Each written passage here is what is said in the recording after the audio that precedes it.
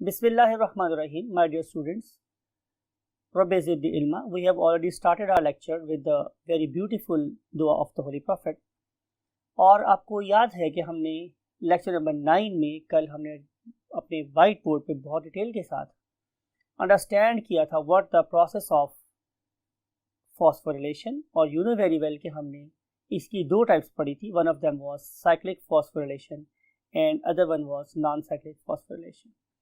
अब ये प्रोसेस कैसे होता है, इसको अंडरस्टैंड करने के लिए हम मूव करते हैं एक एनिमेशन की तरफ.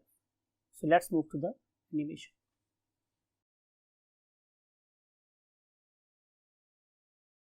Yes, my dear students, now we are ready to understand the process of what light reaction, that is phosphorylation, non-cyclic and cyclic, on this animation, right? So look at this. This particular plant have got many leaves, and any process that taking place in one leaf is taking place in all leaves of the plant.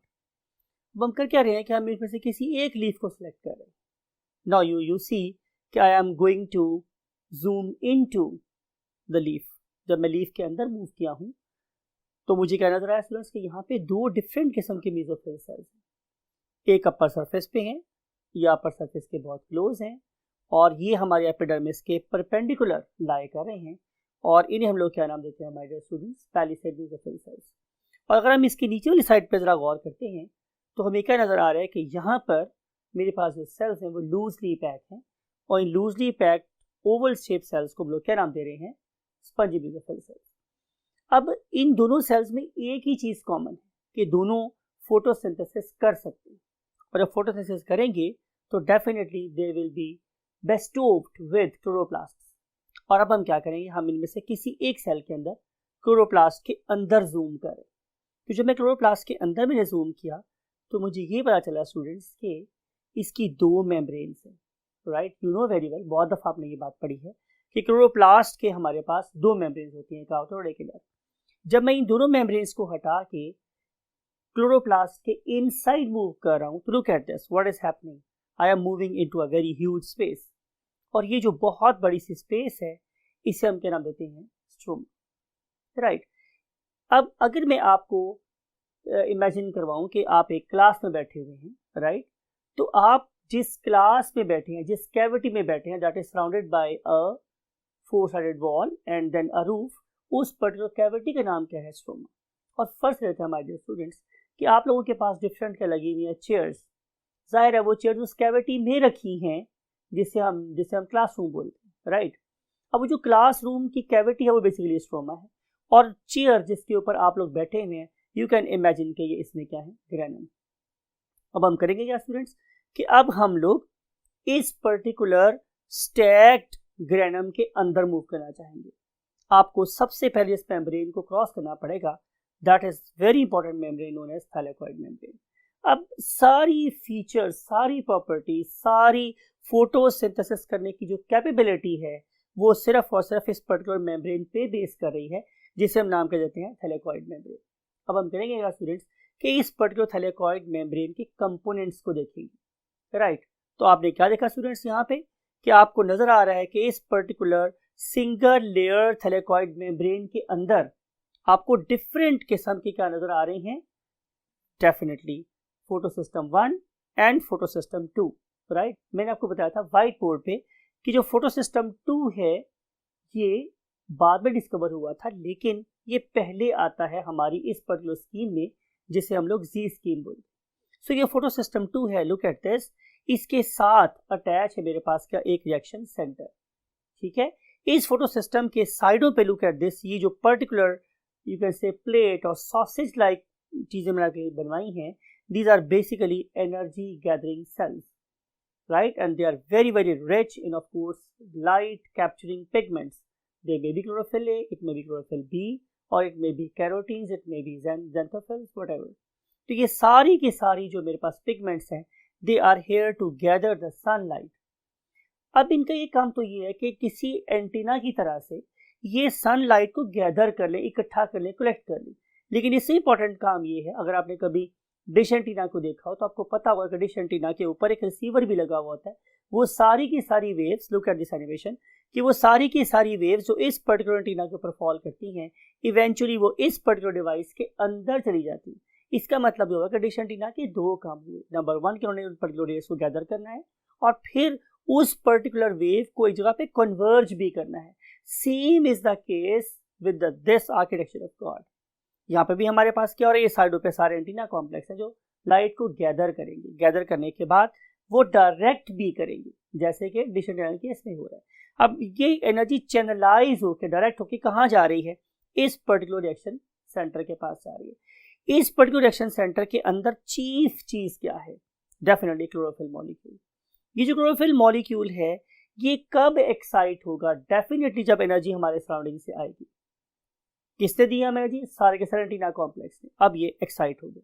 Excite होने के बाद it is throwing electron, look at this, in upward direction. अब जब ये low energy level पे था तो जाहिर है इसकी potential energy, chemical potential energy कम थी, और जब ने इसको थ्रो किया तो अब इसकी जो केमिकल पोटेंशियल एनर्जी है क्या हो गई, बहुत ज़्यादा हाई हो गई। मैंने आपको कल एग्जांपल दी थी कि अगर हमारे पास एक बहुत फास्ट पौधा लाइक शुएब अख्तर और ब्रेटली, तो ये बेसिकली उस फोटो सिस्टम के मॉलिक्यूल की तरह काम कर रहा है that is lying inside reaction centre. और जब ये बॉलर बॉल करेगा, इट इज समथिंग लाइक कि अब उस पर्टिकुलर बॉल की काइनेटिक एनर्जी बढ़ गई है, उसकी एनर्जी बढ़ गई है। तो सेम इज द केस है, जब रिएक्शन सेंटर ने एक्सेलरेट किया इस पर्टिकुलर बॉल को तो कहाँ थ्रो कर दिया, टूवर्ड्स एन इलेक्ट्रॉन एक्सेप्टर। और मैंने आपको कल बताया था कि जो इलेक्ट्रॉन एक्सेप्टर ये बेसिकली कौन है, विकेट कीपर है, that is provided with special gloves, with special for example helmet and guards, right. अब ये एक चीज को मैं आपको एक और तरीके से समझाता हूँ। आप लोगों ने कभी हैमर थ्रो को देखा होगा, उस वाले केस में भी हमने एक लोहे की जो बॉल है उसको हम जंजीर से बांध लेते हैं और फिर उसको बहुत तेजी से घुमाते हैं, लुक एट दिस एनिमेशन, और हम किसी खास डायरेक्शन में जाने के बाद इस बॉल को हर्डल्ड अवे इनटू द एयर, हवा में छोड़ देते हैं और किसी खास डिस्टेंस पे जाके ये गिर जाती है। जब तक ये वाला एथलीट घूम रहा है उसके अंदर हम क्या भरे, एनर्जी भरे, एनर्जी भरे, एनर्जी भरे। जितना ज्यादा एनर्जी इस पर भरी जाएगी उतनी ही डिस्टेंस के ऊपर ये बॉल जाके फॉल करेगी। तो same is the case with this reaction centre.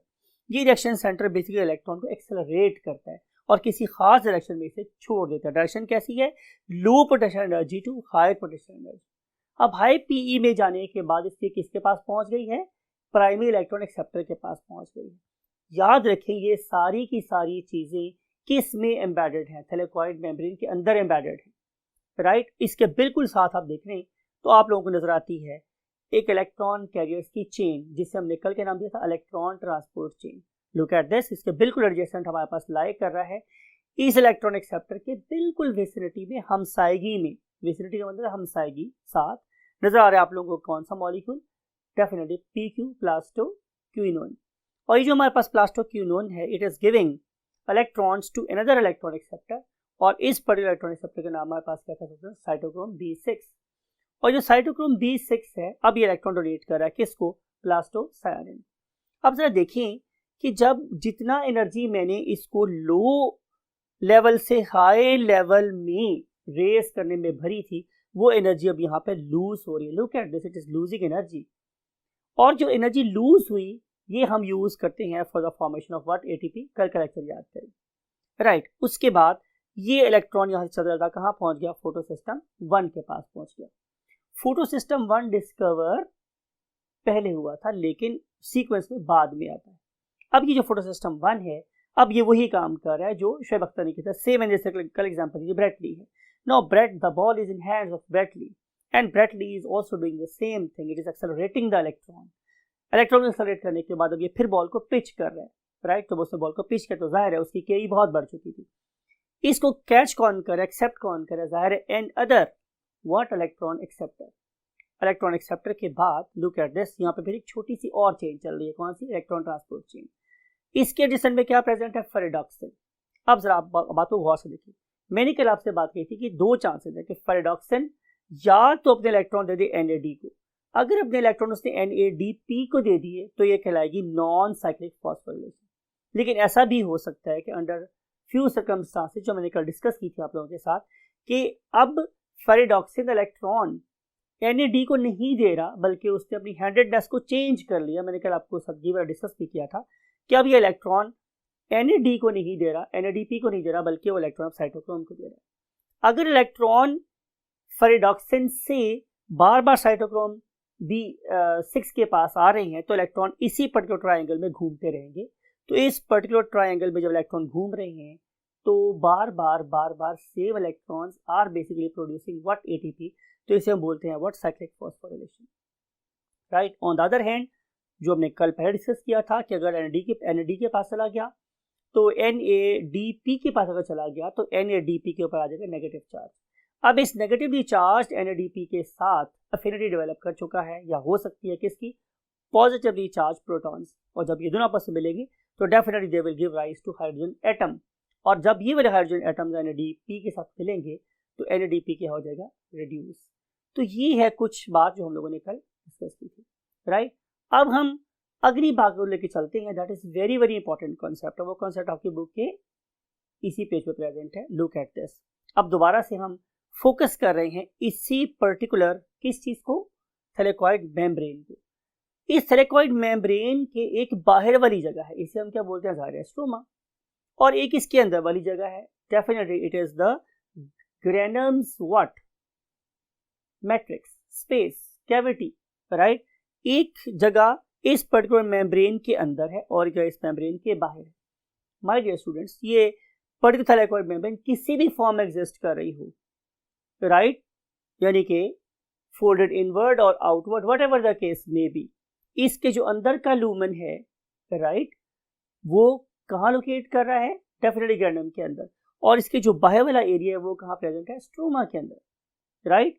अब आपने जरा बात को गौर से सुनना है माय डियर स्टूडेंट्स, कि ग्रेनम ही वो जगह है कि जहां पे हम लोगों ने फोटोलिसिस ऑफ वाटर कराई थी, यानी कि break down of water with the help of sunlight, और उसके रिजल्ट में क्या प्रोड्यूस हुआ था, प्रोटॉन्स और हाइड्रोजन आयंस। अब देखिए ये जो हाइड्रोजन आयंस है, चूंकि वो कहाँ ज्यादा हो रहे हैं, इनसाइड, जाहिर है वो इनसाइड ज्यादा है, because constant splitting of water molecules is basically accumulating or gathering what proton ion inside. जब प्रोटॉन आयंस इनसाइड ज्यादा होंगे तो डेफिनेटली एक ग्रेडियंट क्रिएट होगा, राइट। क्या क्रिएट होगा, ग्रेडियंट क्रिएट होगा, और उसके रिजल्ट में इनसाइड प्रोटॉन्स आयंस का पोटेंशियल बढ़ जाएगा। अब क्या करें हम लोग, क्या इसको यही पे रहने देते, नेचर ने इस पर्टिकुलर ग्रेडियंट को बहुत पॉजिटिवली इस्तेमाल किया है उस प्रोसेस के लिए जिसे हम नाम देते हैं व्हाट, फॉस्फोरिलेशन। यानी कि हमने ये बात कही थी, आपको याद होगा कि सिंपल, जब इलेक्ट्रॉन PQ से साइटोक्रोम C और साइटोक्रोम B6 से प्लास्टोसाइडन के पास आते तो ATP बनती है, मगर ATP बनती कैसे, उसके लिए जो मेथड इस्तेमाल हो रहा है उसका नाम है केमियो ऑस्मोसिस। अब सवाल ये कि मैं इसे केमियो और ऑस्मोसिस क्यों बोल रहा हूँ, बिकॉज कि you know protons are in certain chemicals, तो ये जो कि केमिकल्स हैं ये मूव करते हैं हमेशा from origin of higher concentration to lower concentration, where is its concentration is higher, so higher inside granum, where its concentration is low outside the granum means in the stroma। तो ये जो protons हैं अब ये move करेंगे from the granum towards the stroma।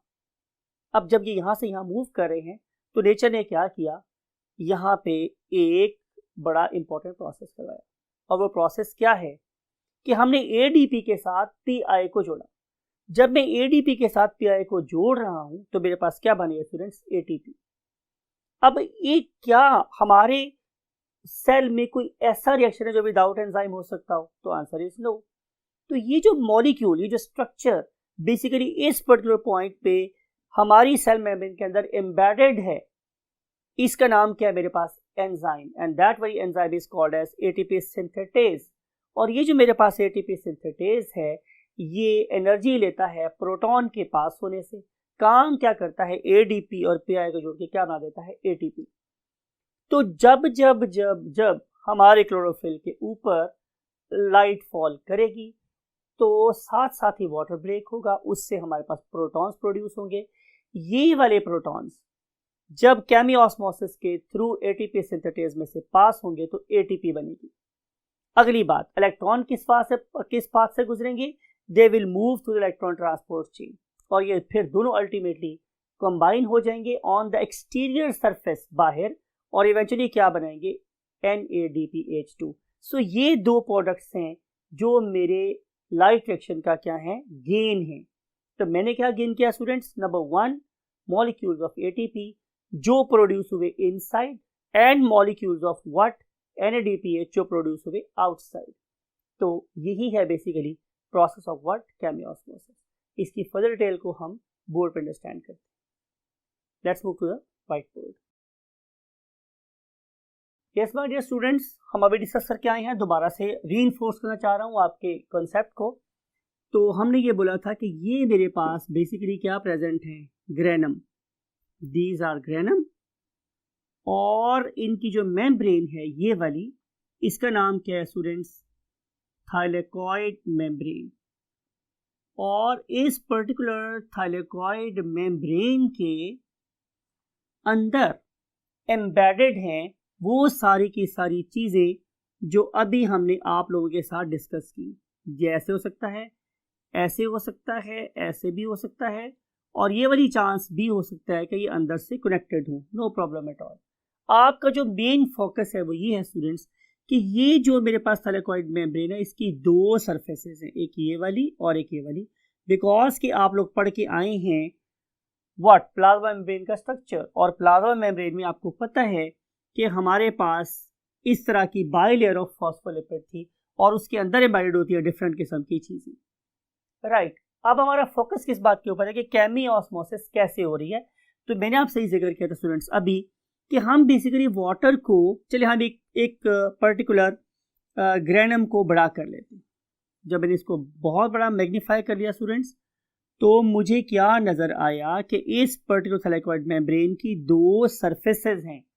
ये दो membranes नहीं हैं, ये मेम्ब्रेन एक ही है, इसकी दो सरफेसेस हैं, एक इनर और एक आउटर। अब ये जो मेरे पास इनर सरफेस है स्टूडेंट्स, ये कहाँ खुल रही है, towards the lumen of what, granum. और ये जो बाहर वाली सरफेस है ये किस में ओपन हो रही है स्टूडेंट्स, जाहिर है स्ट्रोमा में, ये हमने डिस्कस किया था अभी। और इसके बाहर ये जो चीज़ है ये डेफिनेटली ये क्या है, plasma membrane of the chloroplast. So never confuse these things together कि ये मेरे पास क्लोरोप्लास्ट की मेम्ब्रेन है, ये थाइलेकॉइड मेम्ब्रेन नहीं है, ये आम प्लाज्मा मेम्ब्रेन है। और फिर उसके बाद ये जो मेम्ब्रेन है, और ये भी आपने याद रखते हैं कि ये डबल मेम्ब्रेन थी, ये दो मेम्ब्रेन्स हैं, मेम्ब्रेन नंबर 1, मेम्ब्रेन नंबर 2। ये बात हो रही है किस चीज़ की, क्लोरोप्लास्ट की। अब मैं बात कर रहा हूँ ग्रेनम की। तो granum single membrane bounded structure है। अब मैं उस सिंगल मेम्ब्रेन स्ट्रक्चर के दो सरफेसेस की बात कर रहा हूँ, एक ऊपर वाली सरफेस और एक अंदर वाली सरफेस, राइट। इस अंदर वाली सरफेस में बेसिकली हम क्या कर रहे हैं, फोटोलिसिस ऑफ वाटर कर रहे हैं। जब मैं वाटर को ब्रेक डाउन करूंगा in the presence of what, sunlight, जब सनलाइट आके इस पे फॉल होगी स्टूडेंट्स, तो उसके रिजल्ट में क्या क्या प्रोड्यूस होगा स्टूडेंट्स, तीन चीजें। One of them is H plus यानी कि प्रोटॉन्स, नंबर और hydrogen ions, plus 2 electrons, 2 protons 2 electrons, plus half O2, right. और अगर मैं यहाँ पे दो वाटर के मॉलिक्यूल ब्रेक डाउन कर दूं तो जाहिर है अब यहाँ पे 4 इलेक्ट्रॉन प्रोड्यूस हो जाएंगे, 4 ही प्रोटॉन्स प्रोड्यूस हो जाएंगे। अगर मैं यहाँ पे दो वाटर मॉलिक्यूल कर दूं तो 4 प्रोटॉन्स प्रोड्यूस होंगे, 4 इलेक्ट्रॉन प्रोड्यूस हो जाएंगे, और जाहिर है मेरे पास एक कंप्लीट ऑक्सीजन का मॉलिक्यूल प्रोड्यूस हो जाएगा। तो जितने ज़्यादा वाटर मॉलिक्यूल ब्रेक होंगे उतने ज़्यादा प्रोटॉन्स प्रोड्यूस होंगे और उतने ही ज़्यादा ऑक्सीजन प्रोड्यूस होगी।